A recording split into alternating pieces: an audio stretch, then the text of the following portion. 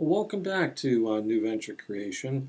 What we're going to be talking about today is we're going to be taking a look at Chapter 9 on operations, the operations of your new business. Now, we just finished up in Chapter 8. We're taking a look at strategic positioning, your strategic plan, your value proposition that you have. And one of the things that I think that we mentioned with regard to the strategic plan was the concept. I think I told you about General Norman Schwarzkopf, who was the Allied commander in charge of the Gulf War I, when Iraq had invaded Kuwait, and several nations, United States, etc., went in to help Kuwait expel the Iraqis and kick Saddam Hussein out of Kuwait. The head of it, as I mentioned, was General Norman Schwarzkopf, and he said something interesting about planning and about plans you put together.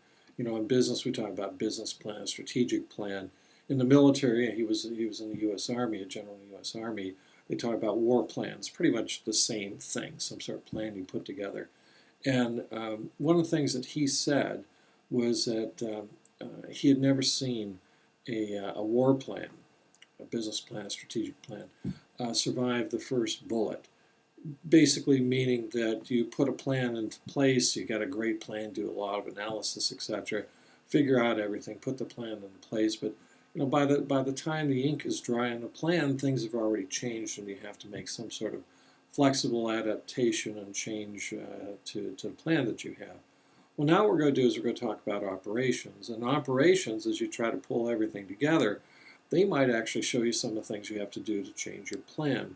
So under operations, we're going to be taking a look at a couple of main topics. We're going to be taking a look at an introduction. We're going to take a look at something called a value chain, certainly a definition in this class, as well as how do you evaluate your chain, and should we do any type of outsourcing. So those are the four major topics for today. So let's start off with the first one. Let's start off with the concept under the introduction. A buzz phrase for you that the author starts off with: business operations, business operations. And your author says, these are all the activities and systems and processes that a business utilizes to keep it running on a daily basis. It's all of the activities, systems, and processes that a business utilizes to keep it running on a daily basis. Now, if you think about that, these processes and systems and activities, etc., they usually differ from business to business. For example, the business operations of a Major League Baseball team probably a lot different than the business operations of the military venture that we just talked about with General Norman Schwarzkopf. Probably a pizza shop has a different business operations than, say, a university, etc. So you find that the business operations usually differ from business to business. And if you think about it, even the same type of business, they oftentimes differ. You go from one pizza shop to another, they probably do things a little bit differently. You probably have worked at different places. Maybe you worked at Kohl's and found out this is how they sold retail goods, and then you went across the street and you worked at Target and you found out they do the same thing. They have a brick and mortar retail outfit. They probably do things quite differently than, say, Kohl's, and Walmart probably does it differently than both of them. A good example is I used to teach at the University of Pittsburgh in the College of Business, and then I moved over here to Penn State, where I teach in the Smeal College of Business. Both are teaching institutions. Both are fine institutions, and yet if you look at them, the way that they operate, etc., is different. Smeal operates different than the Katz Graduate School of Business back at Pitt, and they both get the job done. Now, an interesting thing here is, if you think about it, if businesses differ in their operations, whether we're talking about different types of businesses or the same type of businesses, if they differ in the operations, this is another example of that concept differentiation that we talked about recently. And your operations differ from your competitors' operations, etc. That gives you differentiation. So along that line, what we're looking at is you're both delivering, or at least trying to deliver value to your customer, but you're delivering it to them in a different way. We have that differentiation that we've talked about before. Now, Michael Porter, who we've talked about before with his five forces rule, etc. Michael Porter has an interesting rule with regard to business operations. As a matter of fact, we're going to talk about two different things that Michael Porter has to say with regard to business operations today, and the production, etc., that you have. The first thing that I want to mention to you is he has a rule. Here's a buzz phrase for you, another buzz phrase for you. And his rule is called the value-centric rule. The value-centric rule. And I'm going to put a slide up in a moment for you on the value-centric rule. But basically what he's saying is that the value that your enterprise creates, the value it's able to capture from it. Okay, we have certain expenses, we can't keep all the money, so we were able to capture something. Less the cost of creating that value is your profit margin. The value created and captured that we are able to make, less the cost of creating that value is your profit margin. Let me put a slide up to show you what I'm talking about.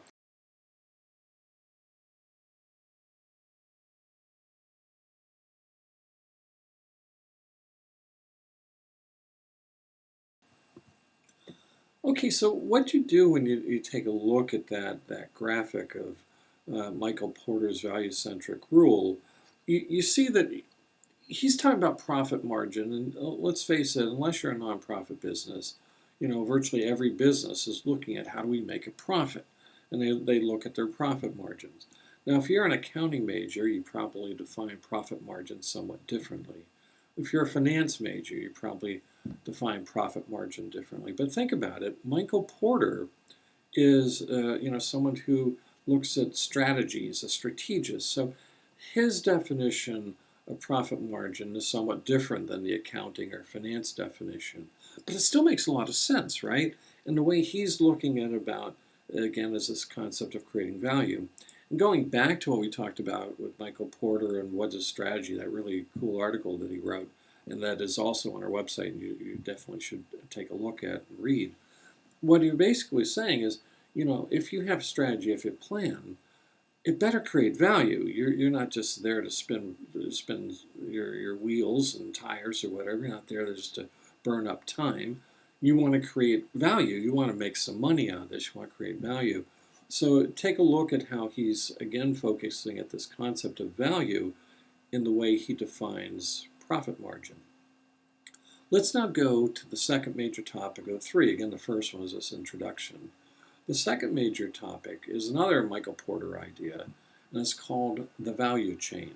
The value chain.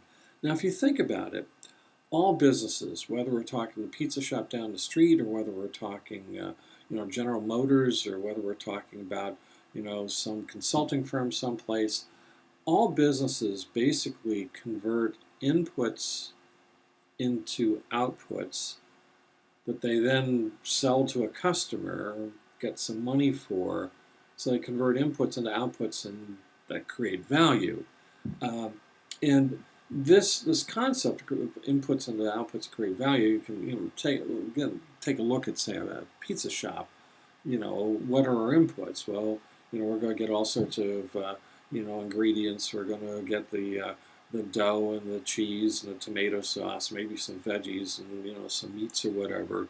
And we're eventually going to start to put all those things together, and then we're going to put them into an oven and bake it or whatever, and come out and put it in a box and then ship it out. Well, if you think about it, each of those steps that we just talked about, eventually you're converting the inputs to outputs. The cheese and the meats and the sauce into a pizza that makes some money. So we're converting inputs into outputs, and we're trying to create value, create some money.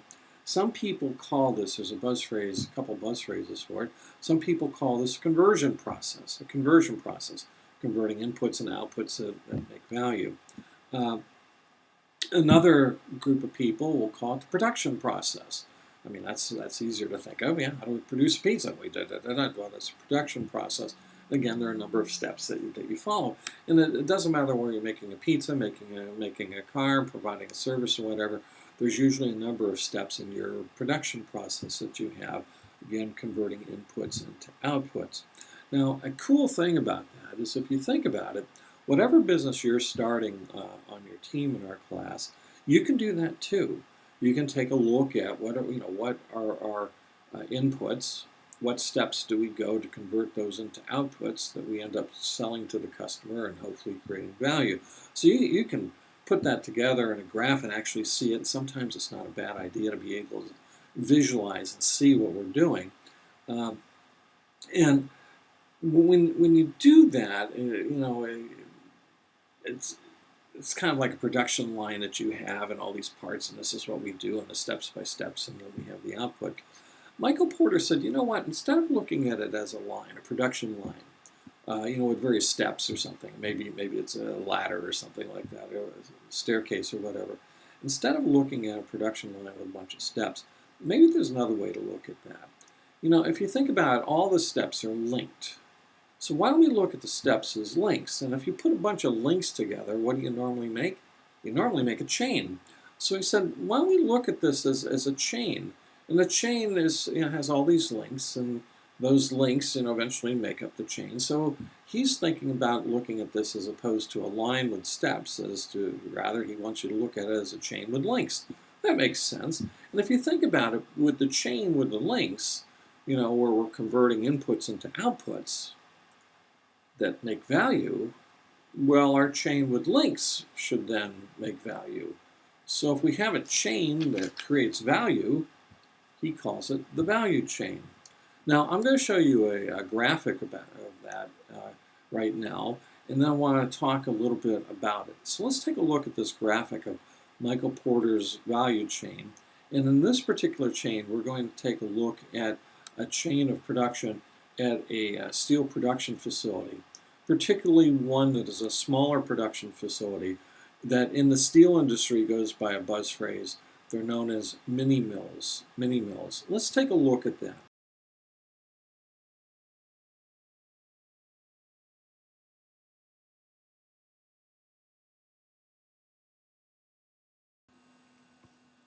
Okay, so now what you can see by looking at that slide is Michael Porter was able to put together a value chain of all of the activities, each of which is a link in this chain, of all the activities in this conversion process, in this production process for a steel mini mill.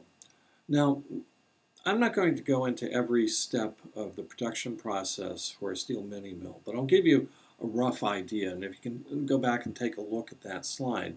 Basically what a steel mini mill does is they go out and they buy scrap metal. For example, if you've ever driven by junkyards and you've seen, junkyards that have, hundreds, if not thousands of old rusting cars out there, etc. What the steel mini mill will do is they'll go and buy those old rusting cars, have them shipped to the mini mill. They will then sort the cars out, sort the metal in the cars, and take the metal away from the plastic and the glass and the rubber and other things like that. And then it will take the metal and it will put the metal into furnaces, melt down all the steel, etc. It'll turn the steel into, kind of a really red-hot liquid. And they'll take that red-hot liquid and it will pour the liquid into molds, and then it will, let the molds cool, because you can imagine, how hot that steel is in the molds. And then after the molds have cooled, after the products in the molds have cooled, then it might cut the molds to shape or whatever, and then it'll pop those steel bars or whatever it was making onto a truck or a train and ship it off to its customer, say Dodge or Ford or Chrysler or whatever like that, and then they'll do something with it. So that's, and then of course they'll pay for it too. They'll create value for the steel company. So there's an idea of the production process and looking at it graphically of a steel mini mill. And as you see, it's converting inputs into outputs that create value. It's putting these together. Every step on the production line is turned into a link on a chain that creates value. So there's the value chain that we have. Now, a couple of things about these value chains that you should keep in mind. We mentioned earlier that the production processes from one place to another are different. I mentioned, for example, how we taught in the Katz Graduate School of Business at Pitt is a little bit different than how we teach at the Smeal College of Business at Penn State. If you've ever worked at different places, maybe you've worked at Kohl's or Target or Walmart and then switched to work someplace else, you found that they did things a little bit differently. They did the same thing. They sold retail goods in a brick and mortar store, but they did it differently. Well, if they do it differently, if they convert inputs into outputs differently, which they probably all do, then when you put those into value chains, you're going to see that the value chains of every business are a little bit different than the value chains of others. So one of the things that you want to do is you want to take a look at how does your value chain differ, because you're going to have a different value chain than others. So there's going to be more differentiation there, which then leads us to our third of the four major topics in this chapter. We looked at the introduction, it was the first major topic. We looked at the value chain as the second major topic. The third major topic we'll look at now is evaluating your chain. Now, again, if you envision your conversion process, your production process, through something you can see like this value chain that we have, one of the things that you can do is something that's called value chain mapping. Value chain mapping. Now, value chain mapping is talked about and pictured on figure 17 in your book. You want to take a look at that. But roughly, it says that value chain mapping, certainly a buzz phrase in here. Value chain mapping consists of three steps. The first step is activity analysis. Activity analysis. Each link in the chain is an activity. Not a bad idea. Take a look at each activity. How do we do each activity? For example, how do we bake the pizzas? What type of furnace do we use or oven do we use, etc.? Is it high, is it low? Can we do more than one pizza at a time? Things of that nature. So we want to look at each activity, do an activity analysis. Another thing we want to do is we want to do a value analysis. Again, we're trying to create value. As Michael Porter said, any strategy you have should create value. Why have a strategy if it's not creating value? So now we want to look at a value analysis, and we want to take a look at, how does each link in this chain create value? In fact, does it create value? And we want to do a value analysis of that. Does it create value? Does it create enough value? Can we create more value with it? And then the last of these three steps in value chain mapping is called evaluation and planning. Evaluation and planning. What you want to do is kind of like what we just did. We want to examine each link that we have. And then we want to examine how we put those links together into a chain. And if you think about it, another way of looking at that, each link, each activity that we put into this chain is kind of like each part that we put into a system. And we talked a little bit about systems and Michael Porter when we talked about what is strategy in an earlier chapter. And what Michael Porter said back then applies just as much now. When you look at any business, and you look at all the various pieces and parts that it tries to pull together, etc., no business has all the best parts. I mean, look at professional sports teams or whatever. No team has all the best players. And sometimes teams that have even so-so players do really well. A number of years ago, the Chicago Cubs won the World Series, right? They beat everybody. And yet they didn't necessarily have all the best players. So how did they win the World Series? How did they create that value? It wasn't so much the individual parts. I mean, they had good players, but not necessarily all the best players. How they won, how they created value, was how they put those parts together into a system, how they put those links together into a chain. So now you want to examine this system you've put together. Examine the chain. Is there any way to improve it? Is there any way to improve the system, to improve the chain?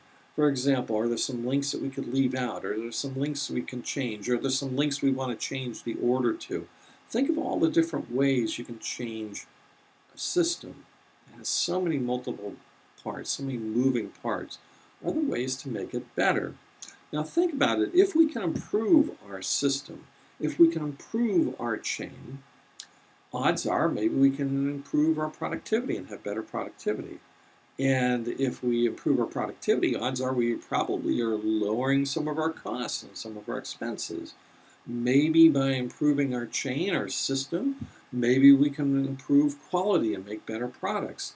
And if we make better products and are able to, lower our costs, maybe then lower some of our prices or whatever, the odds are we're going to have happier customers. The customers we currently have are going to be more pleased with us. And maybe we can even create more customers, get more people coming and buying from us, or more businesses buying from us. So this concept of improving the system is really important. It can really lead to helping us not only create the current value we have, but maybe even create more value as we go forward. Now, when you look at your chain and when you do this analysis, etc., you're primarily going to be looking at the primary activities, the main links of your chain, and that makes sense. Okay, we're going to take all these various ingredients that are pizza shop, and we're going to pull them together, and then we're going to put them in the oven, and then we're going to bring it out, box it, etc., and ship it out. But in addition to the primary activities, there are probably a lot of secondary activities. Activities that might not be in the main part of the chain, but might be in little subparts that shoot off.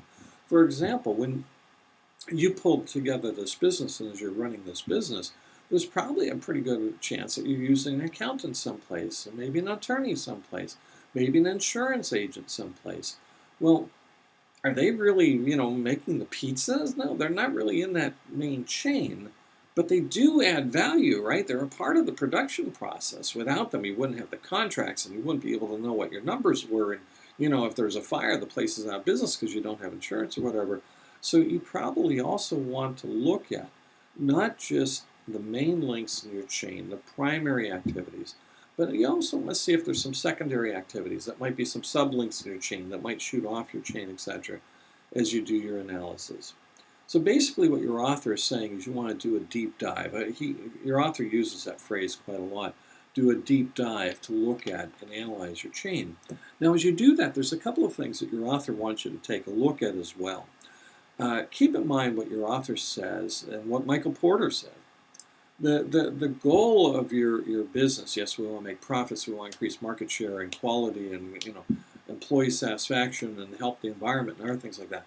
All those are good business goals, but the strategic goal that you have, the strategic goal that all businesses should have, at least all for-profit businesses, is you want to position yourself for success.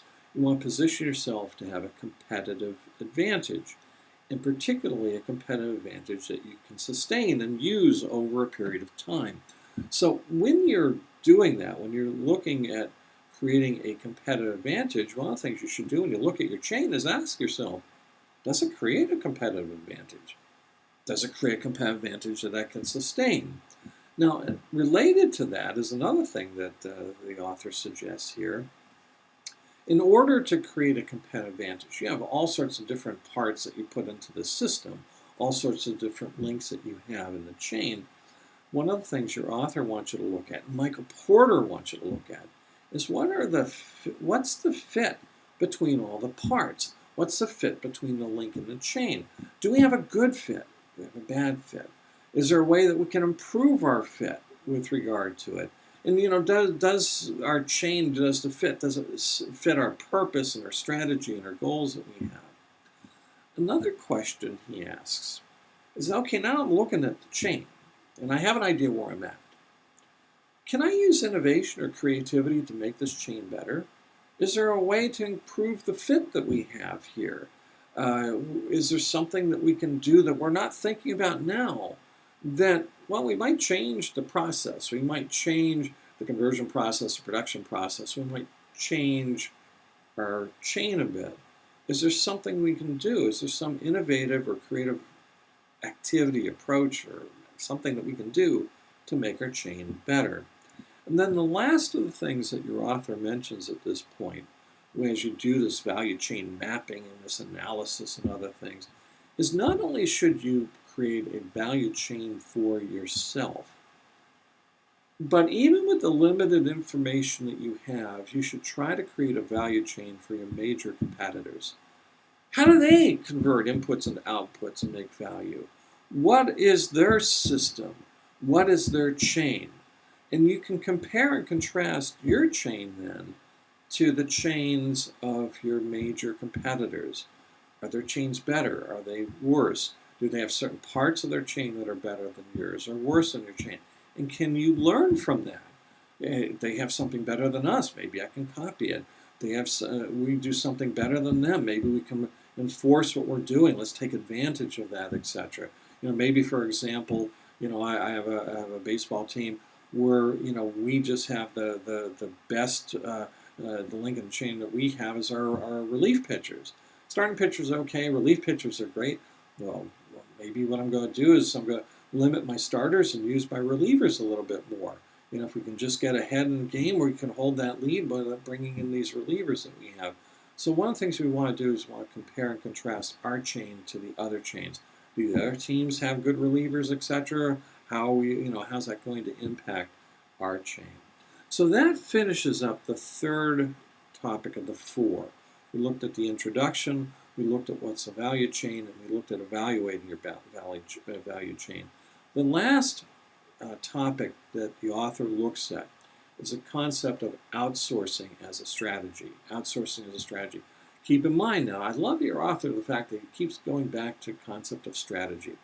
So many small businesses act without thinking. So many small businesses act without planning. Having a strategy is not a bad idea. You might be able to outwit your opponent.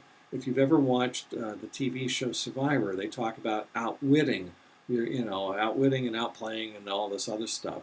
Outwitting your opponent. A lot of that comes from planning and putting together a strategy. So now your author's asking about outsourcing as a strategy. So a key question you should ask is, if you take a look at all the activities that you do in-house, all the links that are in your chain, should you continue to do all those links internally? Or might it be beneficial to have some outsider do a link? Maybe the outsider does it more cheaply. Maybe the outsider is better at it. For example, a number of years ago, Dell Computer, one of the links in its chain that it did internally was a link I think you can imagine most businesses have: customer service. But Dell looked at customer service at the time and said, virtually all the people that work for us are techies. They're numbers driven. They're looking at technology, and they're good at algorithms, and they're good at figuring out how to come up with new ways to fit these bits and bytes together, and come up also with new hardware and stuff like that. They had engineers or whatever, really good, but they weren't necessarily the best at dealing with people. They were great at communicating numbers and engineering thoughts and whatever, but and talking with people, they weren't necessarily the best. And also the people that they had doing it were being paid equally to all the tech people and the engineers, and that was pretty expensive.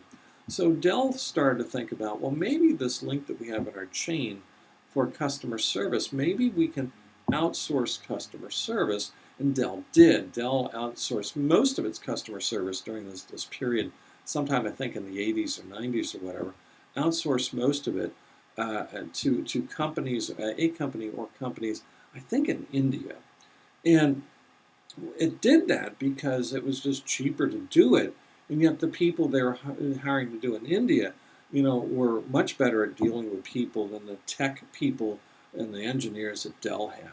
They knew how to communicate. They knew how to set up a communication system for everybody. So Dell decided, what? This link that's in our chain that we're doing internally, maybe we're better off if we let somebody else do it. So a key question is, should you continue to do all the links in the chain internally? Or is there a link, or are there links that maybe we want to outsource and let somebody else do, because maybe it's going to be cheaper? Maybe they're better suited to do that. Now, to determine that, certainly you can think of, there are pros and cons to outsourcing.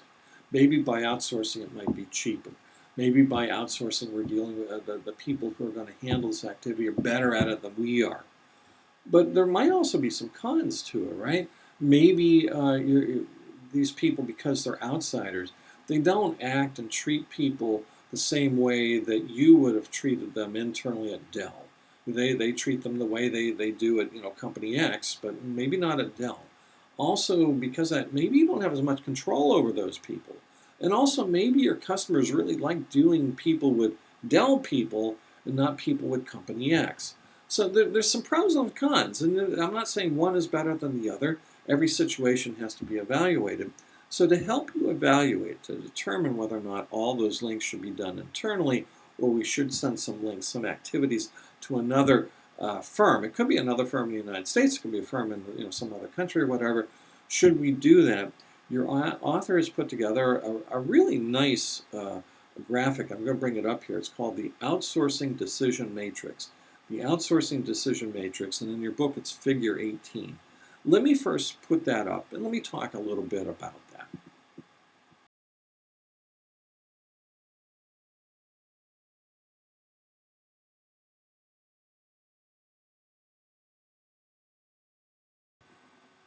So if you look at that graphic that your authors put together, this outsourcing decision matrix, there are basically two major factors you want to look at. One, an axis, one the horizontal and the vertical axis on his graph. One is the strategic importance of this activity, the criticality of this activity, and the other is the impact on operational performance. The impact on operational performance. This activity we're thinking about outsourcing, does it have high strategic importance or low strategic importance? Is it critical or not that critical? This activity that we're thinking about outsourcing, what's its impact on performance? Does it have a major impact on the performance of our company, or does it have a minor impact on the performance? So your authors put together this graphic, and it gives you some ideas. Some things we should eliminate this, definitely send it outside. Some things we should eliminate altogether. We don't have to sign anybody else, we're not going to do it. Some things we should eliminate from doing it inside, we should outsource it. Some things, no, by all means, we have to retain it, we have to continue to do this, and we have to do it internally. And others, we're kind of outsourcing it. Let's form a strategic alliance with some other company. It's a little bit closer than just outsourcing it, more of an interactive type of relationship, some sort of strategic reliance that we're going to have. So you want to take a look at that graphic. It's certainly not going to answer all questions, but it will help you to analyze the situation a little bit better. So that finishes up what I wanted to talk about in Chapter 9 on operations. And the main thing that we're talking about here is, think about these operations, this production system that you have, this conversion system that you have. If you visualize it, the odds are you're going to see it differently. And I've seen people who have worked someplace for years, and they know how to, make whatever it is they're making. Again, I'll go and I'll use the pizza shop, but it can be anything. And they know how, this is how we make pizzas, we know that, etc. And when you ask them, okay, let's look at it graphically. Let's put this together in, the steps in the production line, or should we look at it as links in a chain? Let's take a look at it. And it's interesting as you start to do that, and they look at the whole production process, particularly if it's a little bit more complicated than making a pizza, most businesses are. People see things that they didn't see before. Oh, I didn't know this. Oh, yeah, okay, I thought about it here, but now that I see it, it looks a little bit differently. When you see it graphically, you do see it a bit differently, and it's oftentimes easier to analyze it. And when you're doing anything, a question always arises, are we doing it right? Can we do it better? And by putting it together graphically in this value chain analysis, I really think it can help you and your business, whether it's a business you're starting tomorrow or a business that's huge and been around for a couple of hundred years. If you take a look at it graphically, I think it will help you to make decisions that hopefully will make your business better, that hopefully will help to position your business better for success, that hopefully will position itself for getting better and bigger competitive advantages, and hopefully help it to sustain them and sustain them even longer. So with that said and done, I'm done with the chapter. I hope you've learned some things. If any of you have any questions, certainly let me know. And what we'll do is we'll move on to the next chapter that we have and that we'll be coming up with is, let me just flip through my notes here and tell you, we're going to be moving into, I believe, marketing is the next major chapter. Now that we figured out how to make the pizza, how are we going to sell it? Hope you had a good time listening to this. Hope you learned something, and I'll talk to you folks later. Goodbye, everybody.